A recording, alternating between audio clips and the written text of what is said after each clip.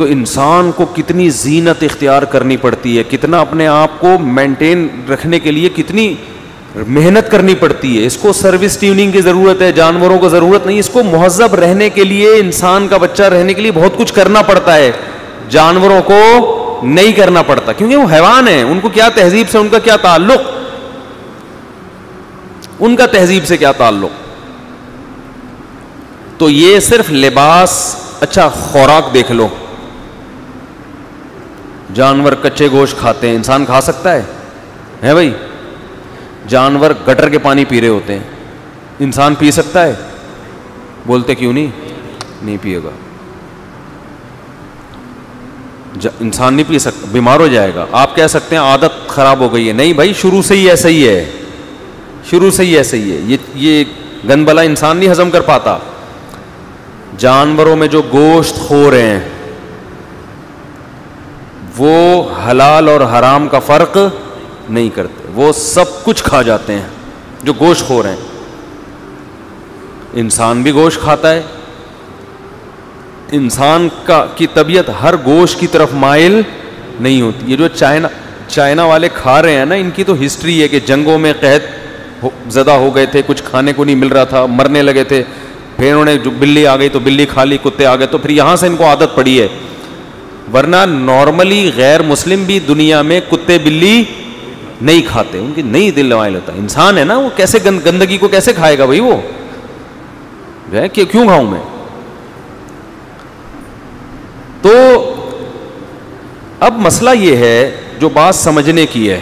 آج بیان تھوڑا مختصر کروں گا, پچھلی دفعہ بہت لمبا ہو گیا تھا.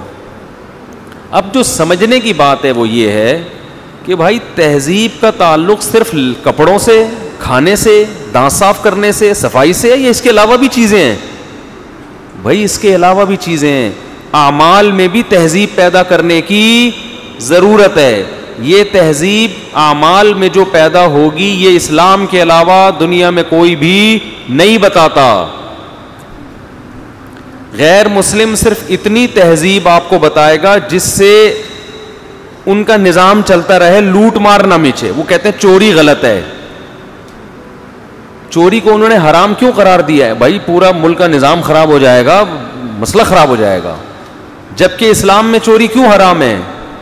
جس وجہ سے اسلام میں زنا حرام ہے اسی وجہ سے چوری حرام, کہ بد تہذیبی ہے. وہ انسان پہ سوٹ نہیں کرتا کہ اپنی خواہش گدے گھوڑوں کی طرح پوری کرے, وہ کہ جس سے بھی ریلیشن ہو گیا بس ہو گیا.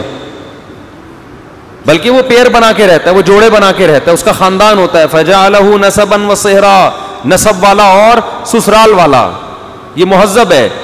ہمارے لبرل لوگوں نے زنا کو تہذیب سے خارج کر دیا, ڈکشنری سے کیا کر دیا ہے, نکال دیا. حالانکہ گدے گھوڑوں کا کام ہے یہ زنا کرنا, گرل فرینڈ رکھنا. کتوں کا کام ہے, گدے گھوڑوں کا کام ہے.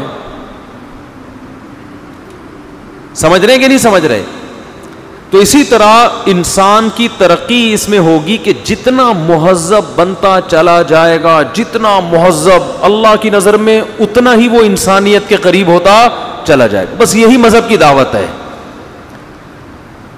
اور مہذب بننے کے لیے خواہشات کی مخالفت کرنی پڑتی ہے. مہذب بننے کے لیے دیکھو, میلا کچیلا رہنے کے لیے محنت کرنی پڑتی ہے یا صاف ستھرا رہنے کے لیے محنت کرنی پڑتی ہے؟ صاف ستھرا رہنے کے لیے نا, کیونکہ صفائی تہذیب ہے. یہ تہذیب ہے نا. یہ میلا کچیلا رہنا بہت آسان ہے. تو جیسے ایک آدمی کو اپنے جسم کا میل دور کرنا مشکل لگتا ہے کیونکہ وہ میلوں میں رہ رہ کے میلا بن چکا ہے, تو اسی طرح جو شخص گناہوں کا عادی ہو جائے, ناجائز کا عادی ہو جائے, چوری کا, زنا کا, لڑکیوں سے حرام دوستیاں, رشوت اور قطع رحمی, یہ سب بد تہذیبی ہے. کہ جس ماں نے تمہیں جنا اس ماں کے سامنے تم اف کر رہے ہو. جس باپ کے جسم سے خدا نے تمہیں پیدا کیا, جو تمہارے وجود کا سبب بنا, اس کی آنکھوں میں آنکھیں ڈال کے بات کر رہی. بے انتہائی درجے کی بد تہذیبی ہے یہ, انتہائی درجے کی. لیکن آج اس بد تہذیبی کو بد تہذیبی نہیں سمجھا جاتا. وفا تہذیب ہے, بے وفائی بد تہذیبی ہے. شکر تہذیب ہے, ناشکری بد تہذیبی ہے. جس خدا نے پیدا کیا اس کی عبادت کرنا, اس کی غلامی کرنا تہذیب ہے. اس خدا کو اپنی ڈکشنری سے نکال دینا یہ کیا ہے؟ بد تہذیبی. ان تمام چیزوں میں آپ کو کون گائیڈ کر رہا ہے؟ قرآن. جو اصل پوائنٹ کی بات میں آپ کو بتانا چاہ رہا ہوں, اب اتنی بات ہمارے سامنے آ گئی کہ انسان جتنا مہذب ہوگا نا, جتنا مہذب ہوگا اتنا کیا ہوگا وہ انسان, جتنا تہذیب سے دور ہوگا اتنا حیوانیت کے قریب ہوگا.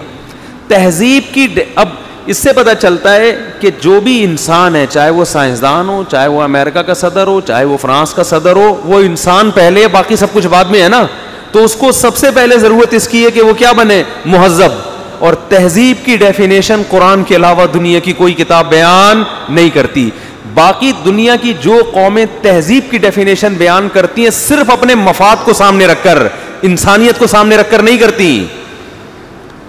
نہیں آ رہی میرے خیال ہے بات سمجھ. مثال کے طور پر دنیا کی فوجوں کا اصول کیا ہے لڑائی کا؟ آپ کسی ملک کی کسی کنٹری کی آرمی میں ہو آپ, وہ اپنی فوجوں کو بتاتے ہیں ملک کے لیے لڑنا کیا ہے. یہ تہذیب کا تقاضا ہے نا, شکر کا تقاضا ہے, انسانیت کا تقاضا ہے. جب آپ کے ملک پہ کوئی آفت آئے تو آپ کیا کریں اس کے لیے؟ بولو, لڑیں. وہ یہ سکھائیں گے. وہ کبھی بھی یہ نہیں سکھائیں گے کہ اگر آپ کا ملک کسی دوسرے ملک پہ ناجائز حملہ کر رہا ہے تو پھر لڑنا یہ بد تہذیبی ہے. یہ سکھاتی ہے کوئی کنٹری اپنی آرمی کو؟ کیا ہو گیا بھائی, بولتے کیوں نہیں؟ چپ ہو گئے, برا لگ گیا.